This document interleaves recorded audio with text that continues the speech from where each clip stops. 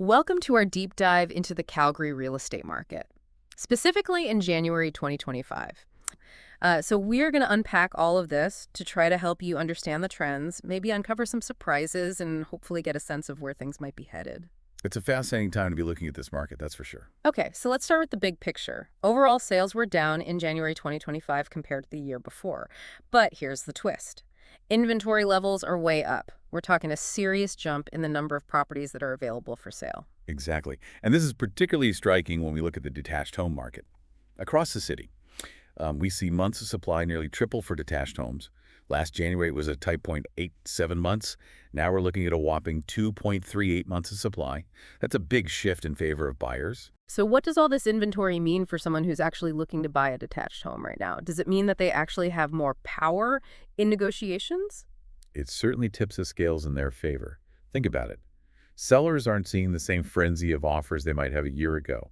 Buyers have more time to consider their options, compare properties, and potentially negotiate a better price. That makes sense. But here's what I don't get.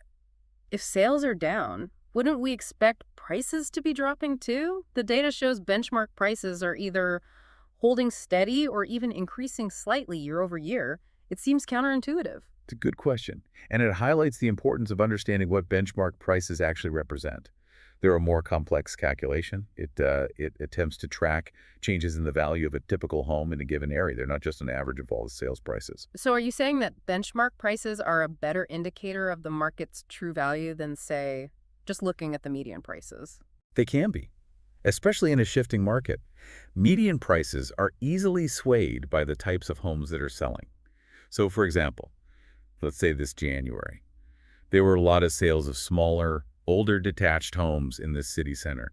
That would pull the median price down, even if the market as a whole is stable or trending upwards. Okay, that clarifies things.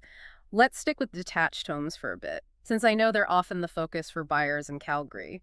What else is jumping out at you in the data? Well, the detached market is really where we see these dramatic swings in inventory.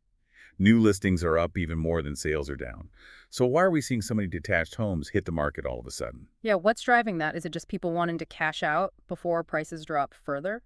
It's likely a combination of factors. Interest rates have been fluctuating, and that always makes people nervous. We've also got some broader economic uncertainty, which might be causing some homeowners to rethink their situation. And then there's the possibility of shifting buyer preferences. Maybe more people are open to different types of properties now. Right. Maybe some people are realizing that a detached home with a big yard isn't the be-all, end-all anymore. Exactly. And when we look at specific areas within the city, the trends get even more interesting. For instance, in the East District, detached home sales plummeted by almost 25% year over year. Wow. That's a steep drop. But here's the flip side. Months of supply in the East have jumped a staggering 150%. That means buyers have an incredible amount of choice in that area. Let's compare this detached home roller coaster to what's happening with apartments. Is that market mirroring these trends? Or are we seeing something different? We're seeing some similarities, Hmm. but also some key differences. Apartment inventory is also up, meaning more choices for buyers. But the increase isn't as dramatic as in the detached market.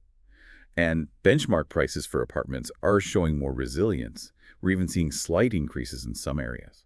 So apartments seem to be weathering the storm a bit better than detached homes. Do you think that's because they're generally more affordable, especially with interest rates being what they are? That's certainly part of it. Detached homes represent a much larger investment. And in a time of economic uncertainty, that can be daunting. Apartments might seem like a safer bet for some buyers right now. We talked about benchmark prices earlier, but I'm curious to get your take on the average and median prices in January 2025. Those can tell a different story sometimes. You're right. So what are we seeing in the data? Are there any surprises when we look at those other price metrics? Well, one thing that jumps out is that while benchmark prices are generally holding steady, average and median prices are showing some variations, depending on the property type and location, for example. The average price of a detached home in the city center actually dipped slightly year over year, while the median price dropped more significantly. Hold on. I thought we said benchmark prices for detached homes in the city center were up. How can the benchmark price be increasing while the average and median prices are going down? I'm getting whiplash here. It's easy to get confused by all these different price metrics. Remember we talked about how median prices can be influenced by the types of home selling? If more smaller or older detached homes were sold in the city center this January compared to last, it would pull those average and median prices down, even if the overall market value as reflected in the benchmark price is trending upward. Okay, so it's like those smaller, older homes are skewing the data a bit. Got it. But this whole discussion about price trends makes me think could be remiss if we didn't talk about the big elephant in the room, interest rates. Ah, yes, the ever-present factor in real estate. It's impossible to talk about prices without considering the impact of interest rates. Exactly. Everyone knows rising interest rates have been putting the brakes on the market for a while now. But what's the current situation? What are the experts saying about interest rates for the rest of 2025? Well, that's where things get a little murky. There are so many factors at play. Inflation, economic growth, global events.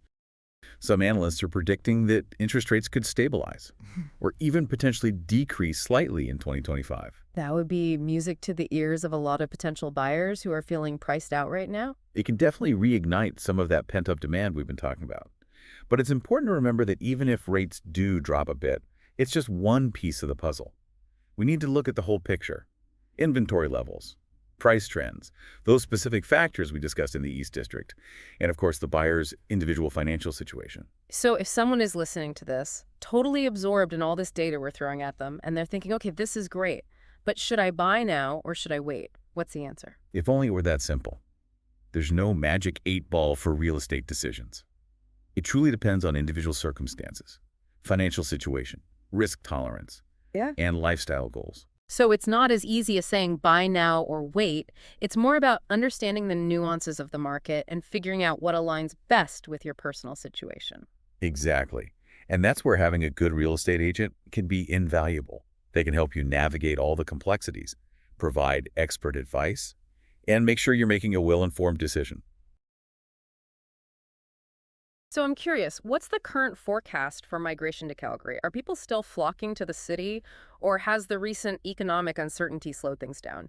Well, migration patterns have fluctuated a bit in recent years, but Calgary remains an attractive destination for many. The relative affordability of housing compared to places like Vancouver or Toronto is still a big draw, and certain sectors of the job market, like tech, are attracting skilled workers from across the country. So even with the ups and downs of the economy, Calgary hasn't lost its appeal. It's still a city with a lot to offer. I'm Len T. Wong. Let us be your reliable and trusted team and get a guaranteed offer on your home. Contact us today